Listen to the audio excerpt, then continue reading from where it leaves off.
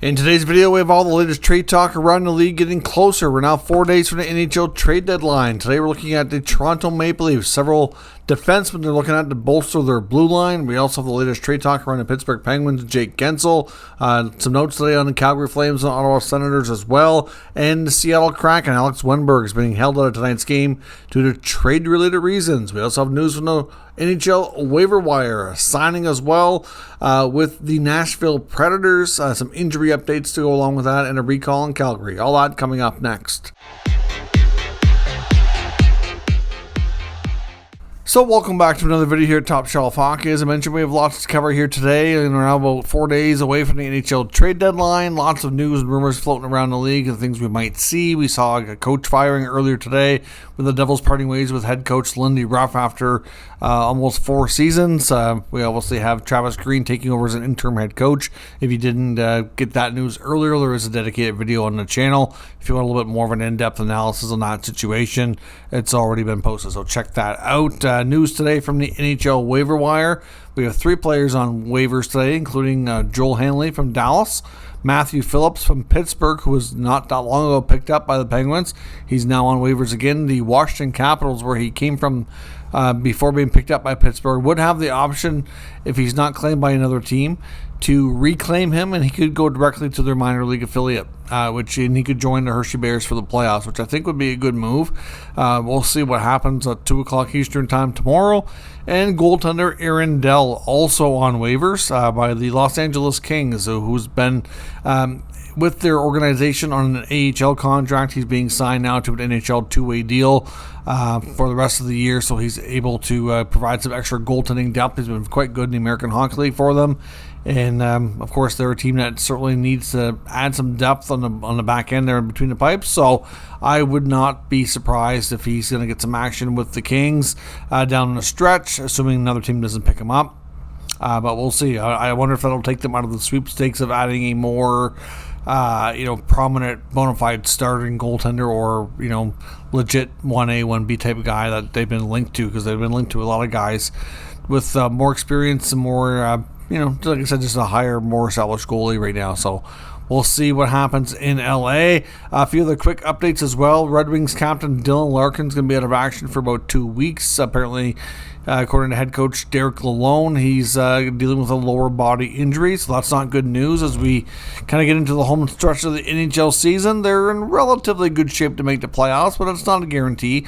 Obviously, if they run into too many issues and going on a losing streak, they could lose that spot. So we'll see. But for right now, they're secure enough that they're probably not too stressed about it, and they've played well as of late, so we'll see how that impacts them. The Flames have recalled youngster Matt Coronado, so he should get some more NHL games under his belt here very shortly as well. We also have a signing in Nashville. They're going to be retaining Tommy Novak. There was a lot of speculation around him and his future, whether or not he would end up being a player that was traded by the deadline or whether or not he would stay. The Preds were quite fond of his work there and are signing him to a 3-year extension at $3.5 million per season. So that'll lock up Novak and keep him in the Preds organization for the foreseeable future. One name of note tonight that won't be in action is Alexander Wennberg of the Seattle Kraken.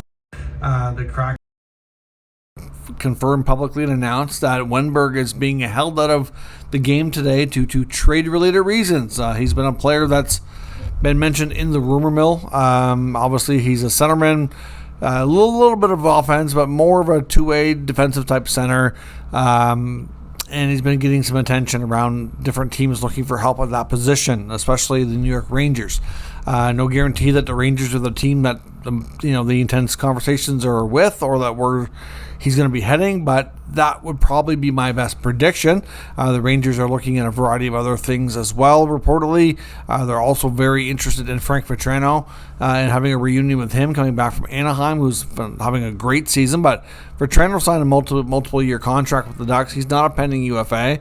So if he is picked up, they're going to have a bigger asking price there. And I know Pat Verbeek and the Ducks are going to be looking for a pretty good return after the season he's had. Centerman Adam Henrique in Anaheim also getting some reported attention by the Rangers too. So we'll see what they end up doing. The Rangers have been linked to a few other players, but those are some depth options that wouldn't be quite as expensive as some of the other players rumored to be available for the right price. Rangers are definitely going to be busy. Center position definitely going to be their main area of focus. I think that much we can say with certainty. Other updates too on Calgary Flames goalie Jacob Markstrom. According to comments made from NHL Insider from DailyFaceoff.com, Frank Saravalli, Frank says that the deal between the Flames and the Devils was fully agreed to, in that essentially it was ownership through Don Maloney kind of nixed the deal at the last minute. So I know when the news first broke that there was a really big trade that was close and it was just, for whatever reason, didn't get across the finish line. That was my gut instinct, and I said that here on the channel. I was like, I wouldn't be surprised if we find out that the Calgary Flames ownership wouldn't agree to the salary retention. We know that that ownership group has been, I don't want to call them cheap, but it's something that doesn't line up with their philosophies and their policies there. They just don't like to do it. Maybe on a expiring contract for the rest of the year, but not anything with term. That's not something they do.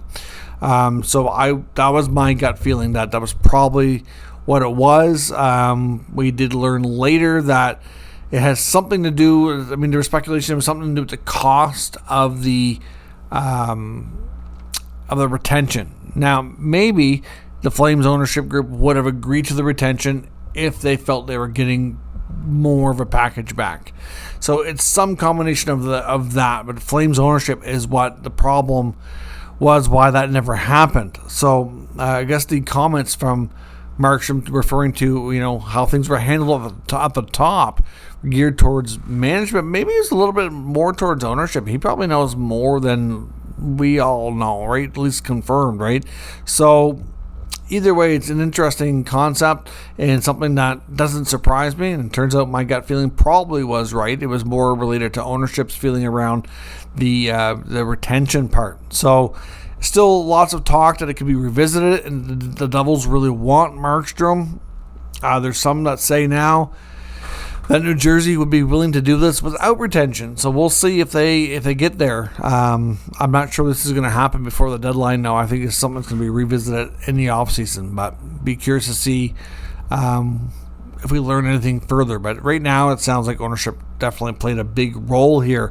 Lots of other things are going to be going on in Calgary, but we talked about that just in the last video here, which is less than 24 hours old, and really nothing really new to report on that front. We do have some updates though when it comes to the Sens. I know they're a team that's drawing some attention, especially a few players like Tarasenko, and apparently Jacob Chikrin's name has been out there more again lately. There was talk about him before, based on comments from lots of different sources. Things really settled down. I'm still not convinced that this is something that happens, but I think what the issue here is that because he's not signed beyond one more year, and the defense on the market, there's just not a lot of, now that we've seen a few guys move like Tanev, I think it's just teams are kind of looking around going, geez, maybe I'm not sure what else is out there. Maybe this guy could be, a bigger piece than we thought. And I think teams are turning their attention to him because of what's on the market. Doesn't mean that the Sens really haven't made a decision yet. Like I said before, I honestly think the big part of their decision factor here is going to be what an extension is going to cost, and some combination of that along with what might come back if they did move them. I don't think that their new regime there is out actively looking to move them, but they're definitely getting an increased level of questions and inquiries. Whether or not something comes together is difficult to say. I know like Tarasenko is probably the main one that'll probably bring the biggest return, but according to Friedman, that some other guys out there like Markstrom are drawing some attention. He said there's not much of a market at all for Dominik Kubalik, which is not a surprise. He's not played well, and they're kind of the main ones mentioned. So we'll see. Steve Staios is going to be very interesting to see how he starts to leave his mark on this Sens roster. But I know if you look at a lot of the top insiders, Chikrin's name has risen on the trade bait boards, but I think that's just because that goes by the amount of chatter around certain players. Doesn't mean for sure it's going to happen. I don't think there's any rush here, and it wouldn't be surprising at all if it's something that they kind of re-examine in the summer. But We'll see. Things can change with a couple of phone calls if a team really wants them bad enough and makes an offer that Staios has to seriously consider. Now, Pittsburgh, according to a number of people, are definitely going to be moving Jake Guentzel the last few games, including the game against the Flames that they had recently as well. And then the Oilers did not go well. Their road trip was a terrible failure, and it's all about a given now that Jake Guentzel goes. They're definitely going to be taking calls and trying to move a few other players as well. I know goalie Alex Nedeljkovic is going to get some interest. Marcus Pettersson's name is out there. Raquel's name is out there. They probably would look at a few other depth pieces as well. I know apparently they did tell Brian Rust that he's not in any danger of being moved. But outside of that, a lot of the depth players would be likely available. We'll see. But as far as Guentzel goes, it's sounding like it's most likely not going to be Edmonton. I know I've heard Friedman and Saravalli both say that Oilers are definitely interested in the mix. They're not believed to be the front runner, though. I would suspect a team like Vegas will be pushing hard for a guy like Guentzel's services. I don't think you can completely rule out a team like the Los Angeles Kings. There's a few others too. I know, look around the NHL and look who needs that goal scorer. Carolina's a team that comes to mind too, but I know that's a team that Pittsburgh's probably not really going to want to preferably trade with, but doesn't mean a Jake Guentzel trade leads to an extension.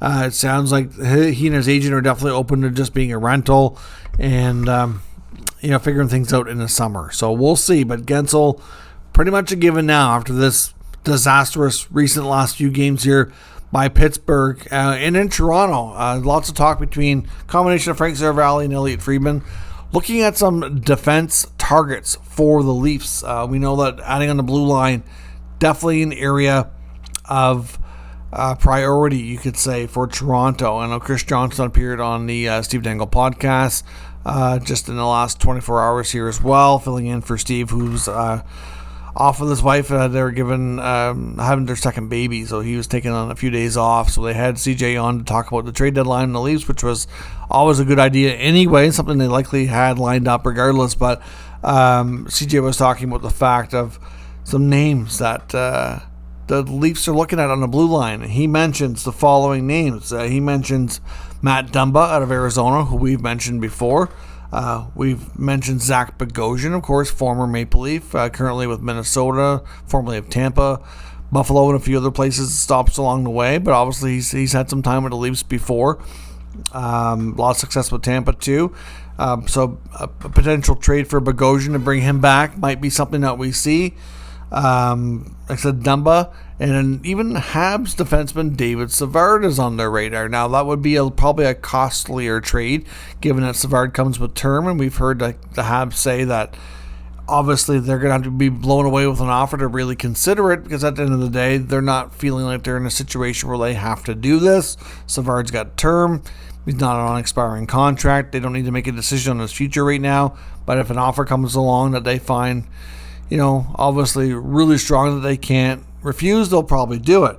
Another name to mention as well, which came from American Friedman, was former Leaf defenseman in Detroit right now, Justin Hall. Now, I found that somewhat comical because I know he didn't exactly have a great run in Toronto. I mean, in the Babcock era, he was a healthy scratch 3/4 of the time, and then he seemed to be the whipping boy for Leaf fans a lot of the other time once he was a more regular player during the Sheldon Keefe era. So certainly, do they need right shot defensemen? They do.